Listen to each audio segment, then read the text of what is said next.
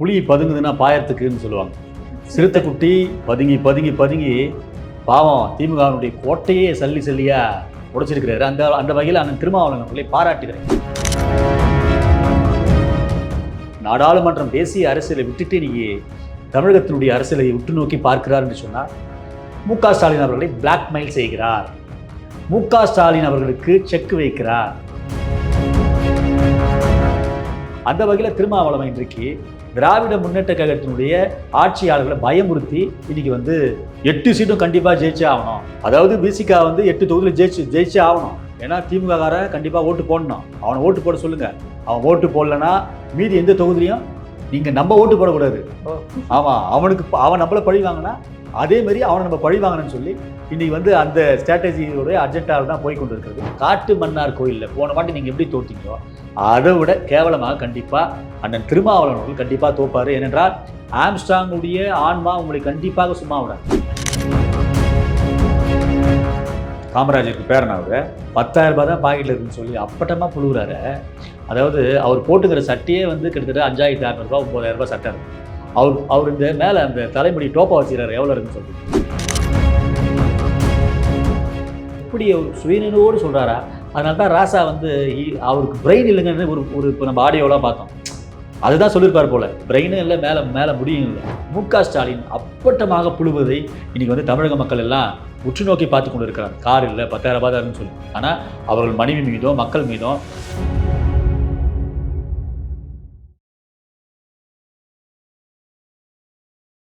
இளைய பாரத நேயர்களுக்கு வணக்கம். இன்னைக்கு நம்ம நேர்காணலில் நம்ம சிறப்பு விருந்தினர் பாஜகவை சேர்ந்த கேளம்பாக்கம் சாமுவேல் சார் அவர்கள் தான். சார் வணக்கம் சார். வணக்கம் சார். சார் ஆக்சுவலாக இப்போ திருமாவளவன் திடீர்னு தமிழ்நாட்டு அரசியல் நான் குதிச்சே ஆகணும் அப்படின்ற மாதிரி திடீர்னு களத்தில் இறங்கியிருக்காரு.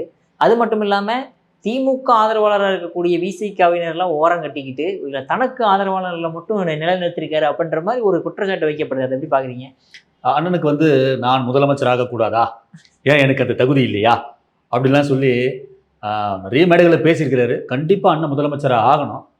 இந்த வாட்டி அவருடைய சூட்சமம், அதாவது புலி பதுங்குதுன்னா பாயறதுக்குன்னு சொல்லுவாங்க. சிறுத்தை குட்டி பதுங்கி பதுங்கி பதுங்கி பாவம் திமுகவினுடைய கோட்டையே சல்லி சல்லியா உடைச்சிருக்கிறாரு. அந்த வகையில் அண்ணன் திருமாவளவன் அவர்களை பாராட்டுகிறேன். ஏனென்றால் அவர் நாடாளுமன்றம் தேசிய அரசியலை விட்டுட்டு இன்னைக்கு தமிழகத்தினுடைய அரசியலை உற்று நோக்கி பார்க்கிறார் என்று சொன்னார். மு.க. ஸ்டாலின் அவர்களை பிளாக்மெயில் செய்கிறார். மு.க. ஸ்டாலின் அவர்களுக்கு செக் வைக்கிறார். திமுகவுடைய கோபாலபுர குடும்பத்தினுடைய ஆட்கள் எல்லாருக்கும் பயமுறுத்துகிற ஒரு மிகப்பெரிய ஒரு காரியத்தை செய்திருக்கிறார். ஏற்கனவே ஒரு காட்டு மன்னார்குடியில் வேட்பாளர் நின்னார், அங்கே தோத்துருக்கிறார். ஆமாம், முன்னாடி நின்று அங்கே தோத்துருக்கிறார். குறைஞ்சபட்சம் ஓட்டு தான் தோத்தார். அதுக்கப்புறம் எம்பி ஆனாருங்க. அதுக்கு முன்னாடி எம்எல்ஏ இருந்தாருங்க. இந்த வாட்டி அவருடைய தொண்டர்களெல்லாம் ரொம்ப கொதிச்சு போயிருந்தாங்க. எங்களுக்கு இரட்டை இலக்கில் சீட்டு வேணும் அப்படின்லாம், நாங்கள் வெளியே வந்துடுவோம் அப்படின்லாம். நான் தான் கொதிச்சாலும் பரவாயில்ல. அதாவது கலைஞர் சொல்லுவார் பாருங்க, நீங்களாம் பொது தொகுதியில் நிற்கிறதுக்கே ஆசைப்படக்கூடாது, நாங்கள் கொடுக்குற பிச்சையில் தான் நீங்கள் ஓட்டு வேட்பாளராக நிறுத்தணும் அப்படின்னு கலைஞர் சொன்னது போல் தான் அவங்க பையனும் அதே வாழடி வாடியாக இன்றைக்கி திமுக குடும்பம் எல்லாம் விசிகா நடத்தி கொண்டு வருது. அந்த வகையில் அண்ணன் நைட்டு 1 மணிக்கு மேலே கண்ணெல்லாம் வீங்கி போய் முழிச்சிக்கின்னு லைவில் போடுவார். அதையும் பாவம் அந்த சிறுத்தை குட்டிகளெல்லாம் கஷ்டப்பட்டு தூக்கத்தை விட்டு பார்த்துக்கினே இருப்பாங்க. அந்த வகையில் பார்க்கும்போது இன்றைக்கி ஆளுநர் ஸ்ரீனிவாஸ் அவர்களை ஒதுக்கி இருக்கிறாங்க. ஆனால் அவர் சப்பக்கட்டு கட்டுறார். பல்லாவரம் தொகுதி கேட்டார், ராயபுரம் தொகுதி கேட்டார் அப்படின்னு சொல்லிட்டு சப்பக்கட்டு கட்டுறார். அதே போல் திருப்பூர் தொகுதி எஸ்.எஸ். பாலாஜியை ஒதுக்கி இருக்கிறார். அவர் மேலே ஆல்ரெடி அலிகேஷன் அங்கே உள்ள. ஆமாம், எஸ்.எஸ். பாலாஜி மேலே திருப்பூர் தொகுதியில் நிறைய அலிகேஷனு. மக்களுக்கு அவருக்கு ஒன்றுமே பண்ணல. மீனவர் மக்களுக்கு குறிப்பாக ஒன்றுமே பண்ணல. அங்கே இருக்கிற விவசாய மக்களுக்கு ஒன்றுமே பண்ணல. இன்னொன்று அவர் பண்ணதெல்லாம் இந்த ஹெலிகாப்டரை மேலே பறக்கக்கூடாது, மேலே பறந்தால் டாமான் பர்சனுக்கு எவ்வளோ துட்டு கொடுக்குறியோ அதோட 2 பங்காக கொடுத்தா தான் மேலே பறக்க விடுவேன்னு சொல்லி ஹெலிகாப்டரையே மேலேயே பார்த்துருந்தார். கீழே இருக்கிற மக்களை கோட்டை விட்டார். அந்த வகையில் திருமாவளவன் இன்றைக்கு திராவிட முன்னேற்ற கழகத்தினுடைய ஆட்சியாளர்களை பயமுறுத்தி இன்னைக்கு 8 சீட்டும் கண்டிப்பாக ஜெயிச்சே ஆகணும். அதில் ஒருத்தன் அந்த விசிகாவுடைய ஒரு மிகப்பெரிய ஒரு பழைய தொண்டர் இன்னைக்கு சொல்கிறாரு, தொண்டர்களே ஒன்றை மட்டும் மனசில் வச்சுங்க, அதாவது விசிகா 8 தொகுதியில் ஜெயிச்சே ஆகணும். ஏன்னா திமுககாரன் கண்டிப்பாக ஓட்டு போடணும். அவனை ஓட்டு போட சொல்லுங்கள். அவன் ஓட்டு போடலன்னா மீதி எந்த தொகுதியிலையும் நீங்கள் நம்ம ஓட்டு போடக்கூடாது. ஆமாம், அவன் நம்மளை பழி வாங்கினா அதே மாதிரி அவனை நம்ம பழி வாங்கணும்னு சொல்லி இன்னைக்கு அந்த ஸ்ட்ராட்டஜியோடைய அஜெண்டாவில் தான் போய் கொண்டு இருக்கிறது. அண்ணனுடைய கனவெல்லாம் வந்து திமுக கிட்ட கண்டிப்பாக பலிக்காது. ஏன்னா திமுக தோக்க போகிறது, இவர் வந்து தோக்க தான் போறாரு. 8 சீட்டில் கண்டிப்பாக வரமாட்டாங்க. பனையூர் பாபு பாவம், அவரும் வந்து ஓரம் கட்டிட்டாரு. இன்னைக்கு வந்து புது வேட்பாளர்களை அவங்க, ஏன்னா இவர்கள் 3 பேரும் ஆதவ அர்ஜுனாவும் முன்னாள் சட்டமன்ற உறுப்பினர் ஆலூர் ஷானிவாசும், மற்றபடி இவர் பனையூர் பாபுவும் எஸ் பாலாஜியும் ஆதவ அர்ஜுனா வெளியே வரும்பொழுது கட்சியை உடைக்கும்படியாக பிளான் பண்ணுறாங்க. விசிகாவை உடைக்கும்படியாக பிளான் பண்ணுறாங்க. ஏனென்றால் ஒரு இஸ்லாத்து ஓட்டு ஒருத்தருக்கு தரணும்னு சொல்லி திராவிட முன்னேற்ற கழகத்தினுடைய அழுத்தத்தின் பேரில் தான் அவருக்கு வந்து பாய் என்ற முறையில், இஸ்லாத்தின் முறையில் ஆளுநர் ஷானிவாஸ் அவர்களுக்கு கொடுக்கப்பட்டது. ஆகவே எஸ் பாலாஜி அவங்க அப்பா வந்து திமுகவை சேர்ந்தவர்கள். அங்கே சீட்டு கொடுக்க முடியல, எல்லாம் ஃபுல்லாக இருக்கிறாங்க. அதனால இவர்கிட்ட தள்ளி விட்டாங்க. ஆனால் இந்த வாட்டி அண்ணன் தெளிவாக என்ன பண்ணுறாருன்னா குடும்ப அரசியலை கையில் எடுக்கிறார். நீங்கள் பார்த்து அதனை உற்று நோக்கி நம்ம பார்க்கணும். யார் தன்னுடைய சொந்த அக்காவுடைய பொண்ணை இன்னைக்கு வந்து நிப்பாட் ஒரு சீட்டை வந்து கொடுத்துருக்குறாங்க. ஆகவே இவருடைய தொண்டர்கள் வந்து இவர் நம்பவே இல்லை. அது வன்னியரசாக இருக்கட்டும், அல்லது வந்து வந்திருக்கிற இந்த புது வேட்பாளர், அதாவது எங்கள் தொகுதிக்கு ஒருத்தர் வந்துக்கிறார் பன்னீர்தாஸ்ன்னு சொல்லி, அவராக இருக்கட்டும், அவர் கூட இருந்த சைதை ஜேக்கப்பா இருக்கட்டும், யாரையுமே வந்து அவர் வந்து நம்பவே இல்லை. அண்ணன் தீர்க்கமாக இருக்கிறார். இவர்கள்லாம் கண்டிப்பாக தட்டி விட்டு போயிடுவானுங்க, கட்சியை காலி பண்ணுவானுங்க. ஆகவே எப்படியாவது என்னுடைய வாரிசை சேர்ந்தவர்களுக்கு இந்த வாட்டி ஜெயிக்க வச்சு கட்சி அவன் கையில் கொடுத்துடணும். இதற்கு மேலே ஒரு கதை ஒன்று இருக்குது.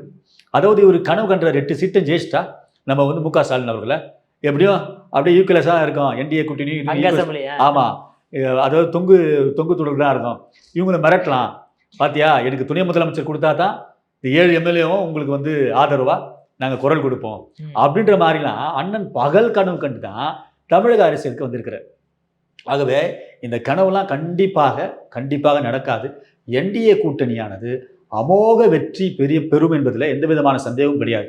குறிப்பாக விசிகாவினுடைய அந்த 8 இப்போ கேண்டிடேட்டும் பார்த்தீங்கன்னா அதில் ஒருவர் கூட வருவதற்கு எந்த ஒரு வாய்ப்பு இருப்பதாக அறிகுறியே கிடையாது. அண்ணன் வந்து எப்படின்னா எம்பியாக இருக்கிறார், அங்கேருந்து இங்கே வந்து ஏதோ உள்ள சட்டமன்றத்துக்குள்ளே நம்ம வந்து கத்தலாம், இல்லை வேறு எதனா பண்ணலான்னு சொல்லி நினைத்து கொண்டு இருக்கிறார். காட்டு மன்னார் கோயிலில் போன வாட்டி நீங்கள் எப்படி தோத்தீங்களோ அதை விட கேவலமாக கண்டிப்பாக அண்ணன் திருமாவளவன் அவர்கள் கண்டிப்பாக தோப்பார். ஏனென்றால் ஆம்ஸ்ட்ராங்குடைய ஆன்மா உங்களை கண்டிப்பாக சும்மா விடாது. ஏனென்றால் இன்றைக்கு பட்டினத்தை சேர்ந்தவர்கள் உங்களை உற்று நோக்கி பார்த்துருக்கிறார்கள். அது வேங்க வயல் சம்பவமாக இருக்கட்டும், ஆம்ஸ்ட்ராங்குடைய படுகொலையாக இருக்கட்டும். முந்தானத்துக்கு கூட ஒரு அறிக்கை ஏறார். மதிப்புக்குரிய திருவிக்கா நகரில் இன்னைக்கு வேட்பாளராக என்டிஏ கூட்டணி அறிவித்திருக்கிறாங்க. ரெட்டை இலட்சத்தில் நிற்கிறாங்க அந்த அக்கா பொற்கொடி அவர்கள். அவங்களுக்கு வந்து பாதுகாப்பு இல்லை. அப்போ பாதுகாப்பு இல்லைன்னு சொல்லி நீனா இன்டெலிஜென்ஸ் பியூரோவா, இல்லை வந்து அங்கே இருக்கிற ஐஏஎஸ் ஆஃபீஸரா நீ? பாதுகாப்பு இல்லைன்னு சொல்லி உங்களுக்கு அண்ணன் திருமாவளவனுக்கு எப்படி தெரியும் பாதுகாப்பு இல்லைன்னு சொல்லி? அப்போது பாதுகாப்பு இல்லைன்னா நீங்களே சட்டப் பண்ணி யாரும் வச்சிருக்கிறீங்களா? அப்போ அந்த அந்த அச்சுறுத்தலான ஆள் யார்? அவங்களுக்கு யாரால வந்து அச்சுறுத்தல் வரப்போகுது, இல்லை வேற எதனா தீங்கு நடக்க போதா? அதை ஓப்பனாக சொல்லக்கூடாதா? பாதுகாப்பு இல்லை, கூடுதல் பாதுகாப்பு கொடுங்க, சிம்பத்தி கிரியேட் பண்ணி இப்படி எப்படியாவது ஓட்டை வந்து நம்ம திரும்பி வாங்கணும்னு சொல்லி இவர் நினைத்து கொண்டு இருக்கிறார். கண்டிப்பாக பட்டினத்தை சார்ந்த மக்களுக்கு மிகப்பெரிய துரோகத்தை செய்தவர் திருமாவளவன் அவர்கள். இந்த வாட்டி திமுகவும் படுதோல்வி அடையும், விசிகாவும் படுதோல்வி அடையும். புரியுது. அதே மாதிரி இப்போ நீங்கள் சொல்லியிருந்தீங்க வந்து திருப்போரூர் தொகுதி தான் வந்து விசிகே நிற்கிறாங்க அப்படின்ட்டு. யார் விசிகே பக்கம் நிற்கிறாங்க, அதை எதிர்த்து வந்து பாஜக கூட்டணியில் யார் நிற்கிறாங்க, அவங்களுடைய வெற்றி வாய்ப்பு எப்படி இருக்கு? அதாவது இன்றைக்கு தமிழகத்தில் பார்த்தீங்கன்னா திருப்போரூர் தொகுதி வந்து இந்த இசிஆர் ஓஎம்ஆர் அப்படின்ற ஒரு கனெக்டிங்கான ஒரு தொகுதி. தமிழகத்திலிருந்து இந்த கடலை பார்க்காதவங்க, இந்த கோயம்புத்தூர் சைடு, நீலகிரி சைடில் இருக்கவங்களாம் கடலை சார்ந்த ஒரு அமைதியான பகுதி. சிட்டிலேருந்து கூட நிறைய பேர் அந்த பக்கம் ஐடி ஃபீல்டுன்னு சரி லேண்டு வாங்குறதும் நிறைய பேர் அந்த பக்கம் வந்துட்டாங்க. ஆகவே இன்றைக்கு மிகப்பெரிய ஒரு விஐபி இருக்கின்ற ஏரியா பார்த்தீங்கன்னா திருப்பூர் சட்டமன்ற தொகுதி. அதில் வந்து பார்த்தீங்கன்னா ஒரு 52 பஞ்சாயத்து இருக்கிறது, பேரூராட்சி இருக்கிறது, இப்போ ஊராட்சிகள் சார்ந்த தலைவர்கள்லாம் மிகப்பெரிய தலைவர்கள்லாம் இருக்கிறாங்க. போன வாட்டி அண்ணன் எஸ் பாலாஜி அவர்கள் அங்கே வந்து சொற்ப ஓட்டில், அதாவது 1940 ஓட்டில் தான் அவர் வந்து ஜெயிக்கிறார் விசிகா. போன வாட்டி வந்து திருக்கச்சூர் ஆறுமுகம் என்பதுக்கு மாம்பழம் சின்னத்தில் ஓட்டு கொடுத்தாங்க. அவர் வந்து சொற்ப ஓட்டு தான் அவர் தூக்குறாரு. எஸ் பாலாஜி ஜெயிச்ச பிற்பாடு ஒரு மக்களுக்கு ஒன்று கூட ஒரு சிறப்பான செய்ததாக சரித்திரமே இல்லை. எனக்கு அந்த தொகுதியில் போகும்போதெல்லாம் என்னப்பா அது பானைக்கு ஓட்டு போட்ட மக்கள்லாம் நான் பார்த்து அவங்கள திட்டுவேன். நீங்கள் பானைக்கு ஓட்டு போட்டீங்களா, என்ன தான் செஞ்சார் பாரு அப்படின்ட்டு. அவர் செஞ்சதெல்லாம் ஒன்று தான். இன்றைக்கு அவருடைய சொத்து மதிப்பு அஃபிடபியில் வந்து போன வாட்டி எலெக்ஷனில் எவ்வளோ வந்து அவர் போட்டிருக்கிறாரோ அதை விட டபுளாக ஓஎம்ஆரில் அவருக்கு அப்பார்ட்மெண்ட் இருக்கிறது, சொத்து மதிப்பு கூடி இருக்கிறது. தன்னுடைய வங்கி கணக்கில் அவர் வந்து தனக்காக அவர் வந்து உயர்த்தின சொத்து சதமானம் தான் அதிகம். ஆகவே மக்களுக்கு எஸ்எஸ் பாலாஜி ஒன்று கூட செய்யலை. ஒன்று சொன்னது போல் அந்த ஹெலிகாப்டருடைய இஷ்யூ தான் கடைசியாக அவர் பற்றி தெரிஞ்சிருக்க கூடும் தமிழகம் முழுவதும். இந்த வாட்டி பார்த்தீங்கன்னா நம்முடைய வழக்கறிஞர் பாலு அவர்கள், இவர் வந்து ஒரு நட்சத்திர வேட்பாளர்னு கூட சொல்லலாம் தமிழகத்தில். இவர் எப்படின்னா வந்து அந்த அம்மையார் இருக்கும்போது என்று சொல்லி நினைக்கிறேன், அதாவது பைபாஸ் சாலைகளில் மெயின் ரோட்டில் இருக்கிற எல்லா ஒயின் ஷாப்பையும் மூட வேண்டும் என்று சொல்லி கேஸ் போட்டு, ஆமாம், உயர்நீதிமன்றத்தில் கேஸ் போட்டு வாதாடி அவர் வெற்றி பெற்று எல்லாத்தையும் மூட வச்சார். அப்படி ஒரு மிகப்பெரிய ஒரு பரிச்சயமான மூஞ்சி, ஒரு மிகப்பெரிய ஒரு வழக்கறிஞர், ஆளுமை மிக்கவர். அது மாத்திரம் இல்லை, எங்களுடைய திருப்பூர் சட்டமன்ற தொகுதியில் இந்த உயர்மின் கோபுரங்கள், அதாவது உயர்மின் அந்த லைன்கள் போவோம், கீழே வந்து பயிர் விற்பாங்க விவசாயிகள், அது எல்லாத்தையும் எடுக்கணும்னு சொல்லி அதையும் கேஸ் போட்டு விவசாயிகளுக்கு ரொம்ப ஆதரவாக பாடுபட்டவர். அவரும் வந்து நிற்கிறாரு. டிஎம்கே சார்பில் விசிகாவுடைய பன்னீர் செல்வமாக இருந்தவர். அவர் வந்து தலித் கிறிஸ்தவர், வேலைச்சேரியை சேர்ந்தவர். பன்னீர் தாஸாக பேரை மாற்றிக்கொண்டு அங்கே வந்து அவர் ஆக்சுவலாக பிசி தான், ஆனால் இந்து கிறிஸ்துவ ஆதி திராவிடத்தை சேர்ந்தவர் அவர். இவர் இப்போ 2 பேருக்கு தான் போட்டி. இப்போ எப்படின்னு பார்த்தீங்கன்னா அங்கே வந்து ஒரு 365 பூத்துக்கு மேலே இருக்குது. ப்ளஸ் வந்து நிலப்பரப்பு எங்களுக்கு அதிகம், ஆனால் ஓட்டு வங்கி கொஞ்சம் ஒரு சொற்ப ஓட்டு தான் இருக்கும். அந்த திருப்பூர் சட்டமன்ற தொகுதியில் அம்பேத்கர் ராஜன் என்று சொல்லி இந்த சீமான், நாம் தமிழ் சீமான் கட்சியில் ஒருத்தர் நிற்கிறார், விஜய் கட்சியில் ஒருத்தர் நிற்கிறார். ஆனால் இந்த தலித் கிறிஸ்தவர்கள் ஓட்டை உடைப்பதற்கு ஒரு மிகப்பெரிய மண்ணின் மைந்தர் கழகத்தினுடைய கட்சியை சார்ந்த செல்வராஜ் என்பவர், அவர் வந்து செனாதிபதி செல்வராஜ் என்று சொல்லி அழைப்பார். அவர் வந்து எப்படின்னா கிராமமாய் சோஷியல் சர்வீஸ் செய்தவர், அந்த ஊருக்காரர்.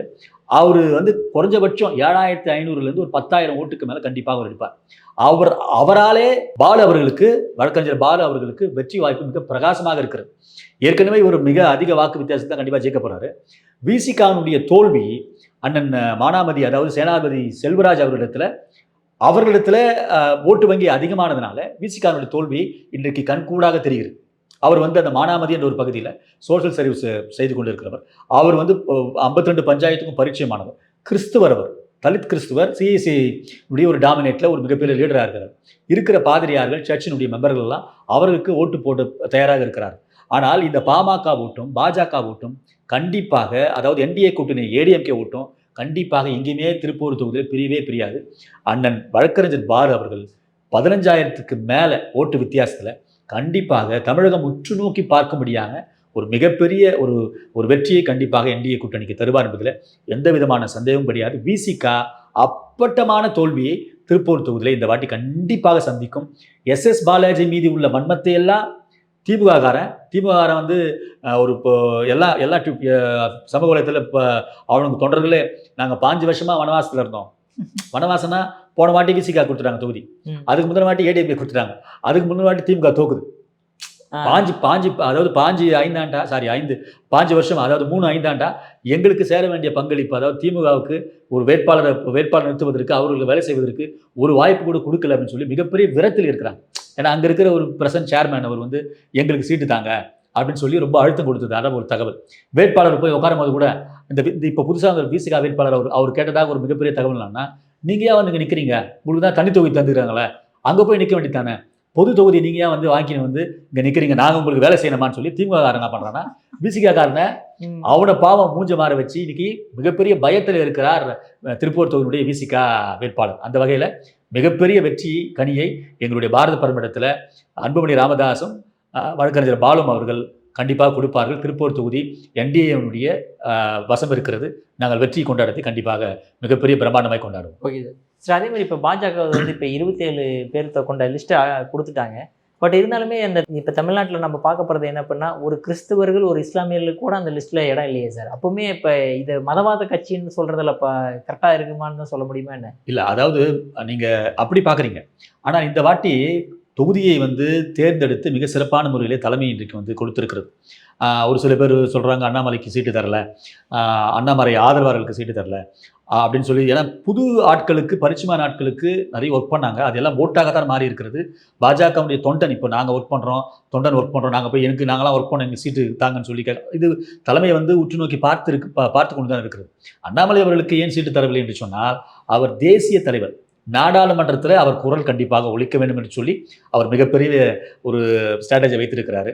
போன வாட்டி நாடாளுமன்ற உறுப்பினர் என்னார், கொஞ்சம் ஓட்டில் தோக்குறாரு. இந்த வாட்டியும் கண்டிப்பாக நாடாளுமன்ற எலெக்ஷனுக்கு கண்டிப்பாக நிற்பாருங்க. ஆகவே அவர் இன்றைக்கு சட்டமன்றத்துக்குள்ளாய் போவதற்கு அவருக்கு விருப்பம் கிடையாது. 234 தொகுதியிலும் கண்டிப்பாக அவர் பிரச்சாரம் செய்வார். அதைத்தானே வந்து ஒரு தொகுதி பொறுப்பாளராக போடும்போது கூட அது எனக்கு தேவையில்ல, நான் வந்து அது திமுகவுடைய ஆட்சியாளர்களை அகற்ற வேண்டும், அதுதான் என்னுடைய முதல் குறிக்கோள் என்பதிலே அவர் மிகப்பெரிய ஒரு எண்ணத்தை உருவாக்கி கொண்டிருக்கிறவர். அந்த வகையில் பார்க்கும்போது இன்றைக்கு இஸ்லாமியருக்கும் கிறிஸ்தவர்களுக்கும் ஏன் சீட்டு தரவில்லை என்று சொல்லி மிகப்பெரிய கேள்வி நீங்கள் வந்து வைக்கிறீங்க. அதாவது இஸ்லாமிய கிறிஸ்தவர்கள் இன்றைக்கு ஒன்றாக இணக்கமாக இருக்கிறார்கள். ஒற்றை குறிநோக்கு என்று சொன்னால் திமுகவை தோற்கடிக்க வேண்டும், எனக்கு சீட்டு தா, உனக்கு சீட்டு தா அப்படின்னு சொல்லி என்டிஏ கூட்டணியில் யாருமே வந்து இது பண்ணல. அதிக பெரும்பான்மையாய், அதாவது மிகப்பெரிய ஒரு பலத்தில் இருக்கின்ற நம்முடைய அதிமுகவும் சரி அல்லது கூட்டணி கட்சியை சார்ந்தவர்களுக்கு இன்றைக்கு இஸ்லாத்தை சேர்ந்தவர்கள் கொடுத்துருக்குறாங்க, கிறிஸ்தவத்தை சேர்ந்தவர்கள் கொடுத்துருக்குறாங்க. ஆகவே இது ஒரு பெருசாக நம்ம வந்து எடுத்துக்கொள்ளவே கூடாது. நம்முடைய ஒற்றை நோக்கு எப்படின்னா திமுகவினுடைய ஆட்சியாளர்களை வீட்டுக்கு அனுப்ப வேண்டும் என்பது. ஓகே சார், நீங்களும் ஒரு கிறிஸ்தவராக இருக்கீங்க, என்னடா நம்ம சமுதாயத்துக்கு ஒரு சீட்டு கூட கொடுக்கலன்றது மன வருத்தம் இல்லையா? கண்டிப்பாக மன வருத்தமே கிடையாது. ஏன்னா இது வந்து வாழ்வா சாவா என்பதில் இன்றைக்கு வந்து தமிழகம் ஒரு மிகப்பெரிய ஒரு பிம்பத்தை வந்து கையில் எடுத்திருக்கிறது. ஏனென்றால் ஒவ்வொரு தொண்டனும் இன்றைக்கு கூட பார்த்தீங்கன்னா நிறைய பேருக்கு மனஸ்தாபம் இருக்கலாம், எங்களை சார்ந்தவர்களுக்கு சீட்டு தரலையே, நாங்கள் எப்படி வேலை செய்வோம்னு சொல்லலாம் மனஸ்தாபம் இருக்கலாம். அது ஒரு நொடி தான். அது எல்லாத்தையும் கலைத்து விட்டு இன்றைக்கு ஒரு தொண்டனாக ஒரு சாமானிய மனுஷனாக திமுகவை வீட்டுக்கு அனுப்ப வேண்டும் என்பதில் எல்லாம் குறிக்கோளாக இருக்கிறோம்.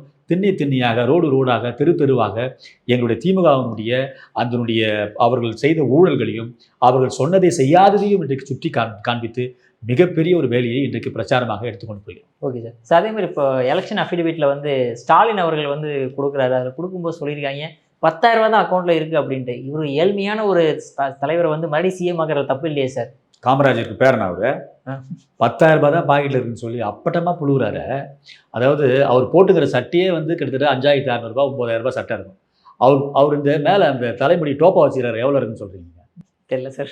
பொதுவாக சொல்லுங்கள். ஒன்றும் இப்போ வந்து எப்படின்னா அவர் 10,000 ரூபாய் தான் இருக்குதுன்றாரு. அப்போ அந்த 10,000 ரூபாயில் எனக்கு ஒன்றுமே புரியல.